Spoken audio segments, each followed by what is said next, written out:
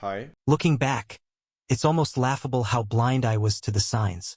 I had always prided myself on being observant, the kind of person who could read a room or pick up on subtle shifts in mood.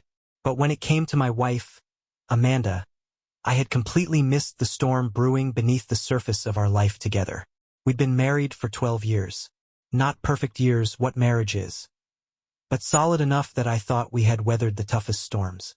Amanda was smart, funny, and ambitious.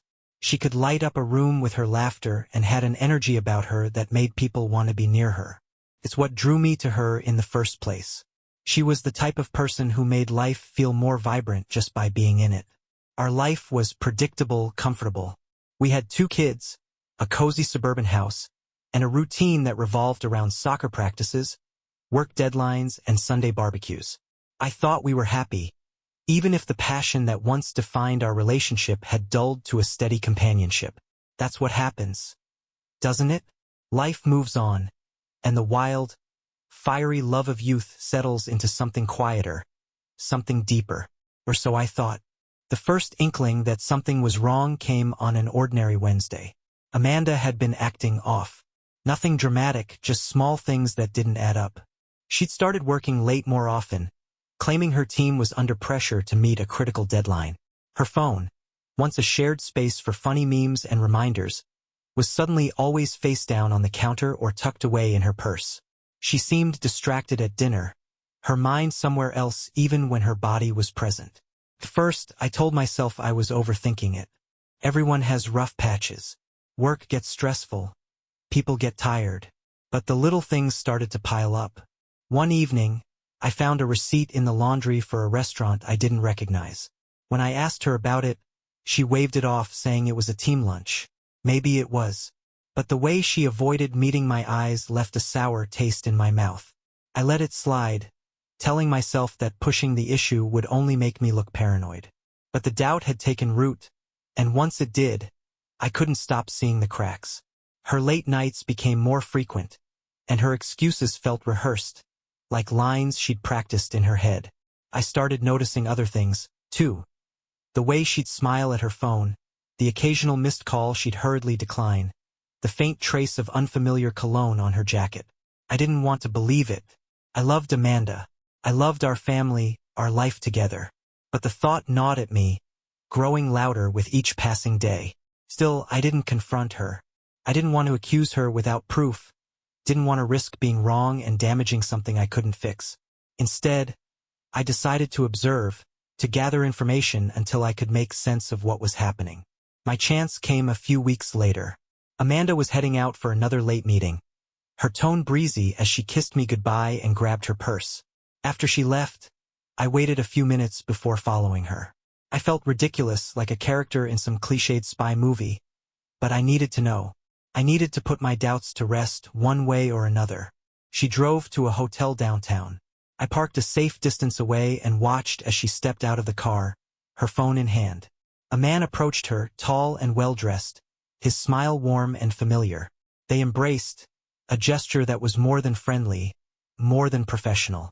My stomach churned as I watched them enter the hotel together, disappearing through the revolving doors. The drive home was a blur.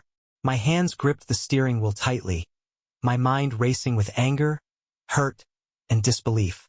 I had seen enough to confirm my worst fears, yet I felt paralyzed, unsure of what to do next. Should I confront her? Demand answers? Or should I wait, gather more evidence before making any decisions? I felt like I was drowning, each wave of emotion threatening to pull me under. That night, Amanda came home late, her smile bright and her excuses rehearsed. I played along, pretending nothing was wrong, though my chest ached with the effort. I needed time to think, to figure out my next steps. Part of me wanted to confront her immediately, to force the truth out into the open. But another part of me, the part that still loved her, that still hoped this could be fixed, held back. In the days that followed, I began to dig deeper. I checked her phone while she was in the shower, finding messages that confirmed everything I had suspected. The exchanges were casual but intimate, filled with inside jokes and plans for future meetings. They spoke of moments shared in secret, of a connection that had no place in our marriage. The betrayal cut deeper than I could have imagined. Amanda hadn't just broken our vows. She had built an entirely separate life, one I hadn't been a part of. And yet, as angry and hurt as I was, I couldn't bring myself to confront her. Not yet. I needed more time, more clarity, before I could decide what to do. As the days turned into weeks, I found myself walking a tightrope between anger and sorrow, love and betrayal. Every interaction with Amanda felt like a test. Every smile and laugh tinged with the bitterness of what I now knew. I started keeping a journal, writing down my thoughts and feelings in an attempt to make sense of them. It helped, but only slightly. I began to notice other changes in Amanda, subtle shifts in her behavior that spoke to her own inner turmoil. She seemed more withdrawn, her laughter less genuine. She started asking me questions she hadn't asked in years, about my day, my feelings, my dreams. It was almost as if she sensed the distance between us and was trying, in her own way, to bridge it. But it was too late. The damage had been done, and no amount of small talk or shared laughter could erase the images burned into my mind. I knew that our marriage would never be the same, no matter how much we both wanted it to be. The turning point came one evening when I found a note in Amanda's purse. It was short and hastily written, but its message was clear. A plan to meet her lover again, to spend another night together. The words blurred as tears filled my eyes, my hands trembling as I held the note. In that moment, I realized I couldn't keep living like this. Something had to change. I didn't know what the future held, didn't know if our marriage could survive this betrayal. But I knew one thing for certain. The life we had been living was over, and whatever came next, it would be a reckoning for both of us. The realization that I could no longer maintain the facade hit me harder than I expected. Pretending nothing was wrong had become a skill, something I performed flawlessly in front of the kids, at family dinners, and even during casual outings with friends. But behind closed doors, the weight of Amanda's betrayal consumed me. Each day felt heavier than the last, the effort to mask my emotions growing more draining with every passing moment. Amanda's behavior didn't change much, at least not outwardly. She continued with her late nights, her perfectly rehearsed excuses, and the same distracted air that had first aroused my suspicions. But there were cracks now, small, almost imperceptible fissures in her polished veneer. She was more irritable, less present, as though the weight of her own guilt was starting to wear her down. I began to notice how often she avoided prolonged eye contact, how her laughter seemed forced, and how she lingered longer than usual in the shower, as though trying to wash away something she couldn't bear to face. I couldn't help but wonder if she suspected that I knew, if the lies she'd woven around our life were starting to unravel. For weeks, I debated my next move. Confronting Amanda seemed inevitable, but the thought of it filled me with dread. I didn't know how I would begin to untangle the mess she had created, nor what the fallout would mean for our family. The kids adored their mother. They looked up to her as the center of their world. And as much as her actions had hurt me, I couldn't bear the thought of shattering their image of her. Instead, I decided to gather more evidence, hoping to find clarity in the process. I began tracking her movements more systematically, noting the times she left and returned home, cross-referencing them with her vague explanations. I checked her phone whenever I had the chance, carefully documenting her messages and call logs. What I found painted a picture that was both damning and heartbreakingly familiar. Secret meetings, shared photos, and exchanges filled with the kind of intimacy that had once defined our own relationship. The deeper I delved, the more I realized how much effort Amanda had put into maintaining her double life. She used a separate email account to communicate with her lover, her messages carefully crafted to avoid suspicion. She had even gone so far as to establish a second bank account, using it to fund the hotel stays, dinners, and gifts that made up the fabric of their affair. The level of deception was staggering, a betrayal not just of our marriage but of everything we had built together. It wasn't until I stumbled upon a series of photos, saved in a hidden folder on her laptop, that I truly grasped the depth of her infidelity. The images were innocuous at first glance. Pictures of Amanda smiling in a restaurant, walking along the beach, laughing over drinks. But in each one, her lover was there, his presence unmistakable. The way they looked at each other, the way her body angled toward his, it was the kind of connection that had once been ours, now stolen and repurposed in the shadows. Armed with this new information, I felt an overwhelming sense of both clarity and despair. There was no denying what Amanda had done, no room for excuses or rationalizations, and yet, I still couldn't bring myself to confront her. Not yet. I needed more time to process, to decide how best to move forward. Mark, my closest friend, had been a constant source of support throughout this ordeal. He listened patiently as I vented my frustrations and fears, offering advice without judgment. He urged me to consider the bigger picture, to think carefully about what I wanted for myself and my children before making any decisions. His words were a lifeline, a reminder that I didn't have to face this alone. One evening, as I sat in my car outside a coffee shop where Amanda was meeting her lover, I finally reached a breaking point. I watched them through the window, their laughter and easy rapport a stark contrast to the tension that now defined our marriage. They looked happy, carefree, as though the weight of their choices didn't exist. And in that moment, something inside me snapped. I didn't confront them. Instead, I drove home, my mind racing with thoughts of what I would say and do when Amanda returned. By the time she walked through the door, her smile faltering slightly at the sight of me waiting in the living room, I had made up my mind. The confrontation couldn't wait any longer. When I laid out everything I knew, Amanda's reaction was a mix of shock, guilt, and defiance. She tried to deny it at first, her excuses faltering under the weight of the evidence I presented. When denial became impossible, she shifted to apologies, her voice trembling as she begged for forgiveness. She insisted that the affair had been a mistake, a lapse in judgment born out of frustration and dissatisfaction. But her words rang hollow, each one a reminder of the trust she had shattered. I listened in silence, my anger simmering just beneath the surface. When she finally fell silent, I told her the truth, that I didn't know if I could forgive her, that I didn't know if our marriage could survive this. The words hung in the air between us, heavy with the weight of what they implied. Over the next few days, Amanda's behavior shifted. She became more attentive, more present, as though trying to make up for the damage she had done. She canceled her meetings, put her phone away during dinner, and spent more time with the kids. But her efforts, while earnest, felt like too little, too late. The wounds were still fresh, the betrayal too raw to be easily forgotten. I began seeing a therapist, seeking guidance on how to navigate the tangled mess of emotions that consumed me. The sessions were both cathartic and challenging, forcing me to confront my pain and anger head-on. The therapist encouraged me to focus on myself, to prioritize my own well-being and consider what I truly wanted for my future. Slowly, I began to rebuild. I threw myself into my work, finding solace in the structure and routine it provided. I spent more time with the kids, cherishing the moments of laughter and connection that reminded me of what truly mattered. I even started running again, rediscovering the sense of clarity and purpose that came with each mile. But despite my progress, the question of what to do about Amanda lingered. She continued to make amends, her efforts sincere but overshadowed by the enormity of her betrayal. I couldn't ignore the pain she had caused, nor the trust she had broken. And yet, a small part of me still loved her, still hoped that we could find a way to move forward together. The decision weighed heavily on me, each day bringing new doubts and uncertainties.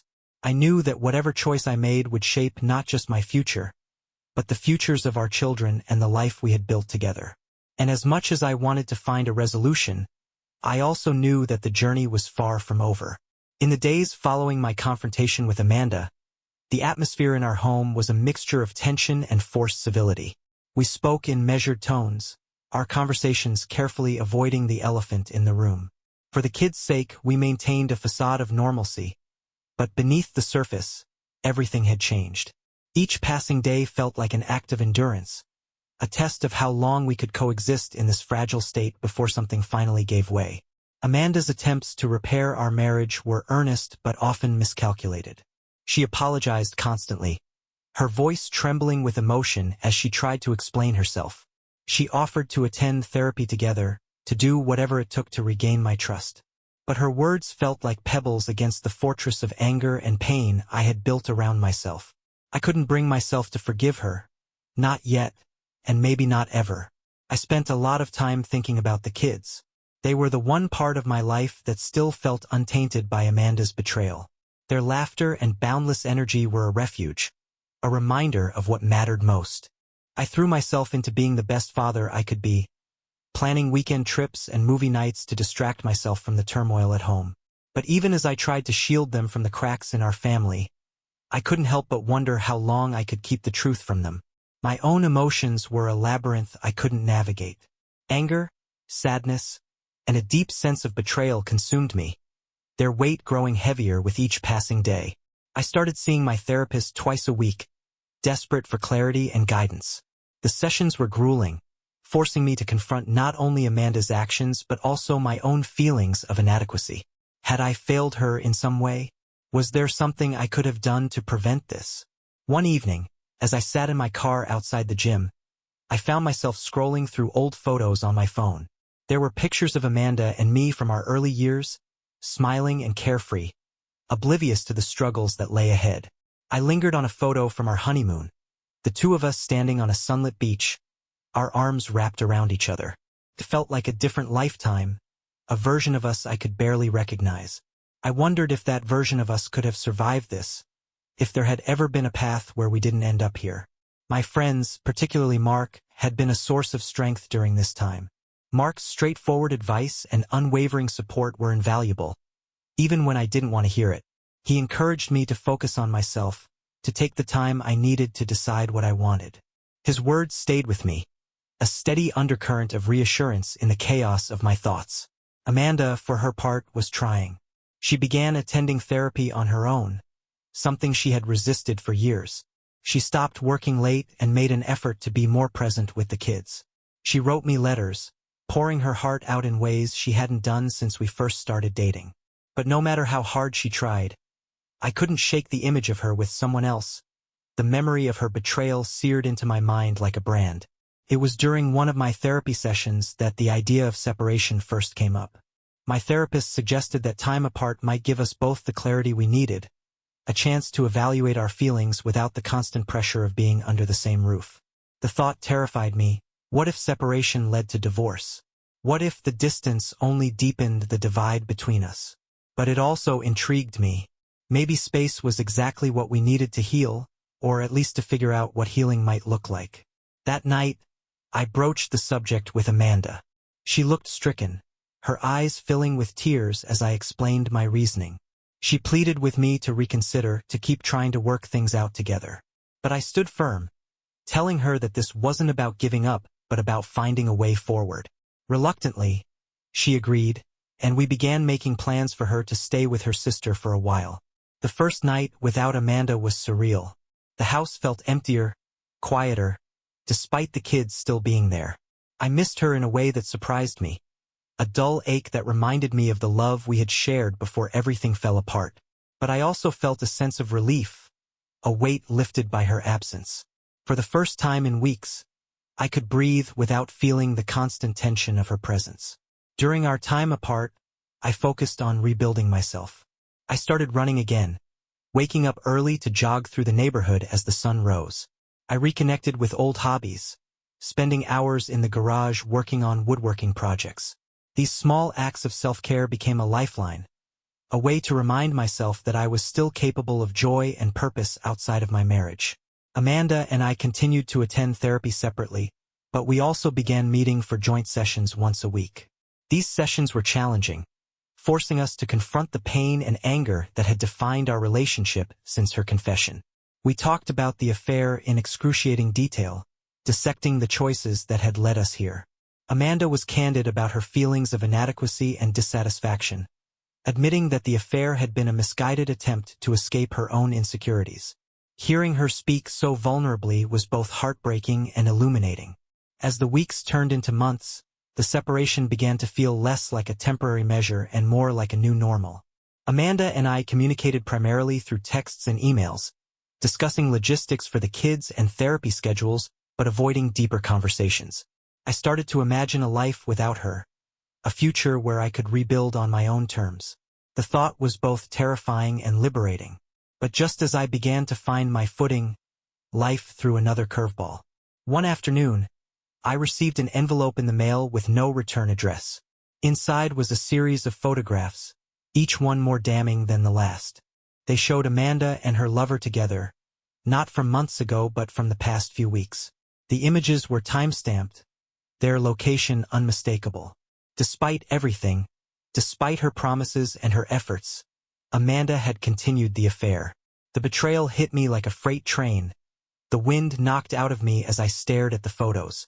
I had been willing to give her a chance, to consider the possibility of forgiveness, and she had thrown it all away. Rage and heartbreak surged through me in equal measure, my mind racing with questions and accusations. How could she do this? How could she betray me again after everything we'd been through?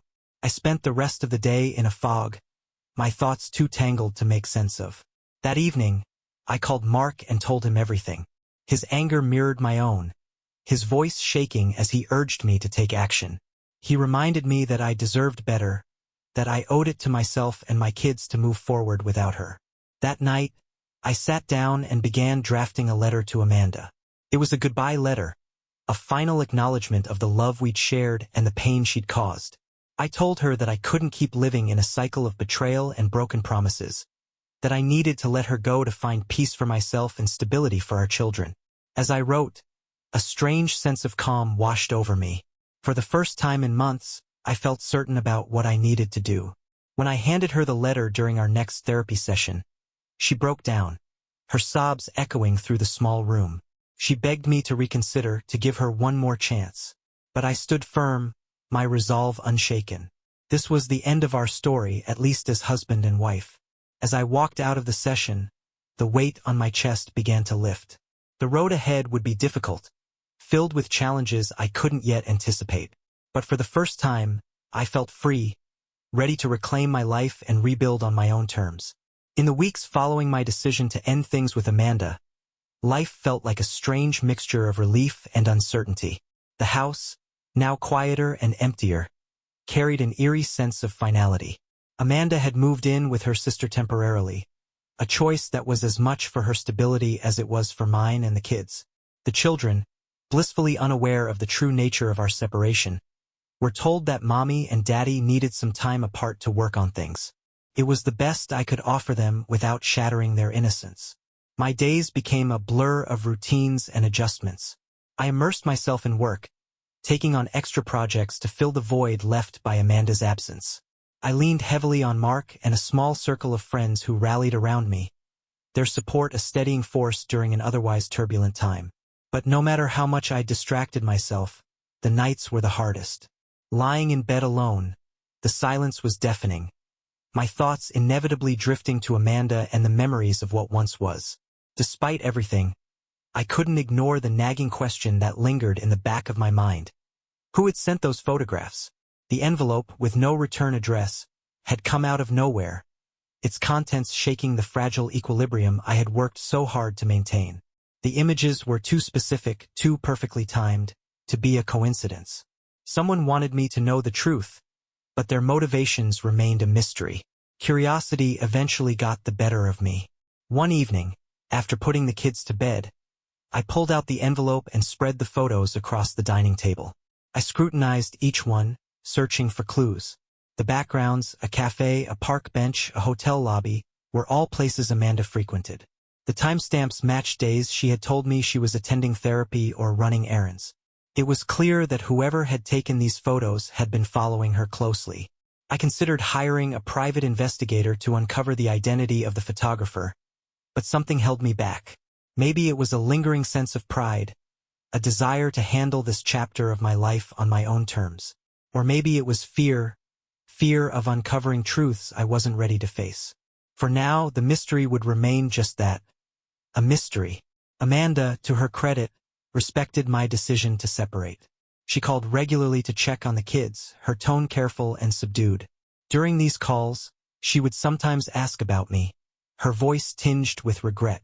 I kept my responses polite but distant, unwilling to engage in any conversation that might reignite old wounds. Each call was a reminder of the life we had lost, a life I was no longer sure I wanted to rebuild. The kids, ever resilient, adapted to the new arrangement more easily than I had anticipated. They missed their mother, of course, but they seemed content with the extra time and attention I lavished on them. I made it a point to create new traditions: Saturday pancake breakfasts, Sunday hikes, small rituals that gave us a sense of normalcy amidst the upheaval. Their laughter became my lifeline, a reminder of why I had chosen to walk this path. But just as I began to find my footing, the unexpected happened. One Friday afternoon, as I was leaving work, I noticed a figure standing by my car. At first, I thought it was a colleague, someone waiting to chat or ask a favor. But as I got closer, I realized it was Amanda's lover, Eric. My chest tightened as anger surged through me, my pace quickening despite my better judgment. What was he doing here? Eric raised his hands in a gesture of surrender as I approached, his expression wary but determined. He introduced himself, his voice steady despite the tension crackling in the air. He said he wanted to talk, to explain himself. My initial instinct was to walk away, to refuse him the opportunity to justify his actions. But something about his demeanor, the sincerity in his eyes, the quiet urgency in his tone, gave me pause. We sat down at a nearby coffee shop, the tension between us palpable. Eric wasted no time, launching into an explanation that caught me completely off guard. He admitted to the affair, of course, but he claimed it had ended months ago. He said he'd broken things off with Amanda when he realized the damage their relationship was causing, both to her family and to himself. He looked genuinely remorseful, his voice breaking as he described the guilt that had eaten away at him. But that wasn't the shocking part. Eric told me he hadn't sent the photographs. In fact, he had no idea who had. He claimed he had been receiving anonymous messages himself, warnings to stay away from Amanda. The messages, he said, were part of what had convinced him to end the affair. Someone had been watching them, manipulating events from the shadows. His words sent a chill down my spine. If Eric was telling the truth, it meant someone else had been pulling the strings, someone with their own agenda. But who, and why? The mystery deepened, and with it, my sense of unease. After Eric left, I sat in my car for a long time, replaying our conversation in my mind. His story raised more questions than it answered, but it also forced me to confront an uncomfortable truth. Amanda's betrayal, as painful as it was, might be only one piece of a much larger puzzle. The following week, I decided to confront Amanda. I arranged to meet her at a neutral location, a quiet park where we could talk without interruption. She arrived looking anxious, her posture stiff as she sat down across from me. I told her about the photographs, about Eric's visit and his claim that someone had been manipulating us.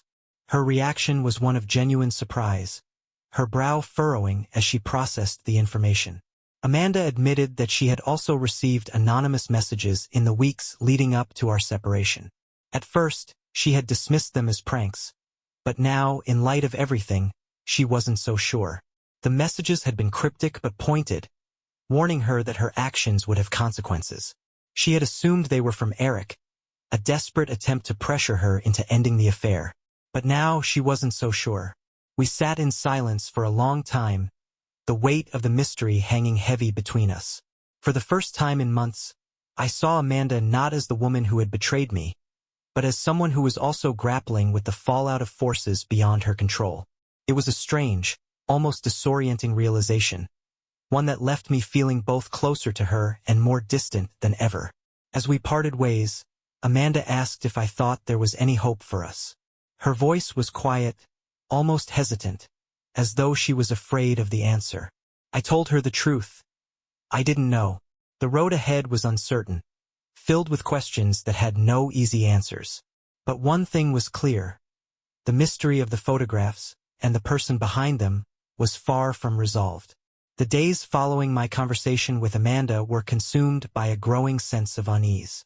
The idea that someone had been manipulating us from behind the scenes was impossible to shake.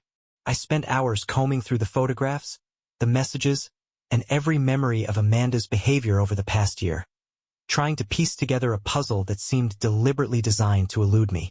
I reached out to Eric again, this time with a clearer head and a list of questions. He was hesitant at first but agreed to meet, perhaps out of his own need to find closure.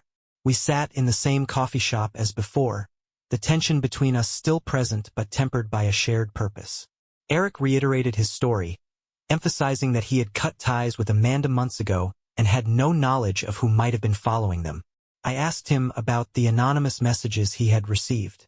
He described them in detail, recalling how they had started as vague warnings but gradually became more pointed, accusing him of destroying a family and threatening to expose him.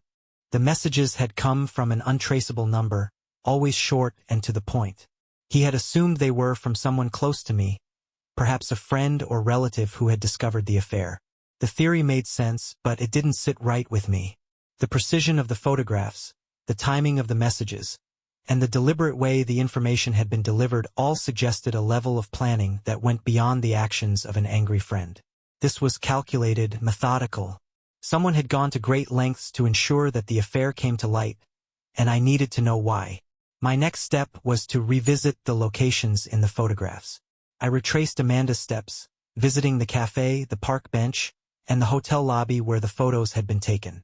I asked questions, showed the images to staff, and tried to determine if anyone remembered seeing Amanda or Eric with someone else. Most of the leads went nowhere, but at the hotel, a receptionist hesitated when I showed her the photo of Amanda and Eric in the lobby. The woman's eyes flickered with recognition, but she quickly masked it with a professional smile. When I pressed her, she admitted that she remembered seeing a man with a camera in the lobby on the day the photo was taken. He had been sitting in a corner, partially obscured by a potted plant, watching Amanda and Eric intently. When I asked for a description, she said he was middle-aged, well-dressed, and carried himself with an air of authority. It wasn't much, but it was something. I left the hotel with more questions than answers, but the encounter reignited my determination. Someone had been watching Amanda and Eric, tracking their movements with a level of detail that bordered on obsessive. And whoever it was, they had gone out of their way to ensure that I discovered the truth. Back at home, I shared what I had learned with Mark. He listened intently, his expression growing darker with each revelation. Mark had been my rock throughout this ordeal, and his advice had always been grounded and practical. But this time, even he seemed unsettled. He suggested I consider the possibility that the person behind the photographs and messages wasn't acting out of malice but out of a misguided sense of justice. Perhaps someone close to Amanda or Eric had discovered the affair and taken it upon themselves to expose it. The theory made sense, but it didn't answer the question that gnawed at me. Why had they remained anonymous? If this person wanted to expose the affair, why not come forward and confront Amanda or me directly?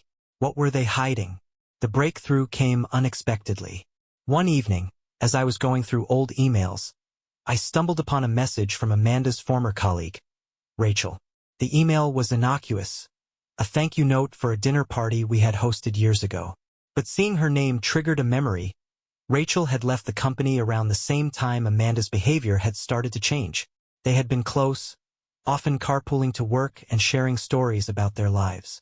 I hadn't thought much of it at the time, but now, with everything that had happened, the coincidence felt too significant to ignore. I decided to reach out to Rachel. I framed my inquiry as casual, a check-in to see how she was doing and to ask if she'd heard from Amanda recently. Her response was polite but brief, her tone guarded. She said she hadn't spoken to Amanda in months and wished me well. It was a perfectly reasonable reply, but something about it felt off. I pressed further, asking if she had any insight into Amanda's recent behavior. That's when Rachel's tone shifted. She became defensive, accusing me of prying and insisting that she had nothing to do with whatever was happening between Amanda and me. The abruptness of her reaction only fueled my suspicions. I ended the conversation politely but resolved to dig deeper. Over the next few days, I pieced together a timeline of Amanda's interactions with Rachel. I searched through old photos, social media posts, and emails, looking for connections I might have missed. What I found was subtle but telling. Rachel had been present during key moments in Amanda's life, often in the background but always there. She had attended events, offered support during difficult times, and even helped Amanda prepare for her promotion. Their friendship had been closer than I'd realized, and its sudden end now seemed less like a coincidence and more like a deliberate choice. Finally, I decided to confront Rachel directly.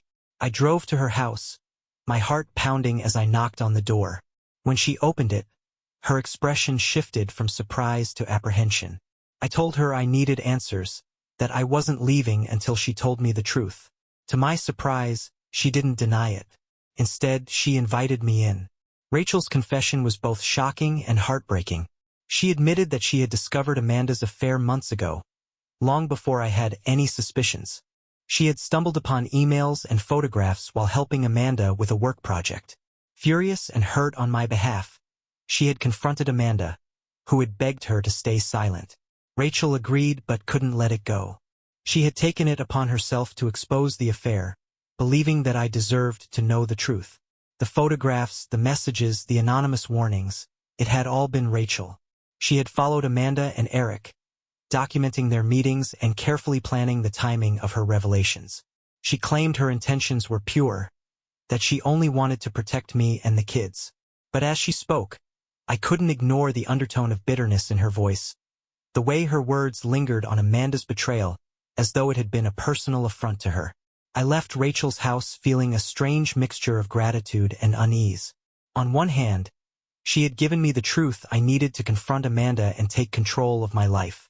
On the other hand, her actions had crossed a line, manipulating events in ways that felt invasive and self-serving. She had played the role of both ally and antagonist, blurring the boundaries of trust and loyalty. In the end, Rachel's revelations didn't change the outcome. My marriage to Amanda was over, and the path forward remained uncertain. But knowing the full story, understanding the forces that had shaped the past year of my life, brought a sense of closure I hadn't realized I needed. As I sat in the quiet of my home that night, the kids asleep upstairs, I felt a strange sense of peace. The road ahead would be difficult, filled with challenges I couldn't yet predict. But for the first time in months, I felt ready to face it, armed with the truth and the determination to rebuild on my own terms. How was the video? Don't forget to like and subscribe for more videos. Leave your thoughts in the comment below. Thank you for watching. Bye bye.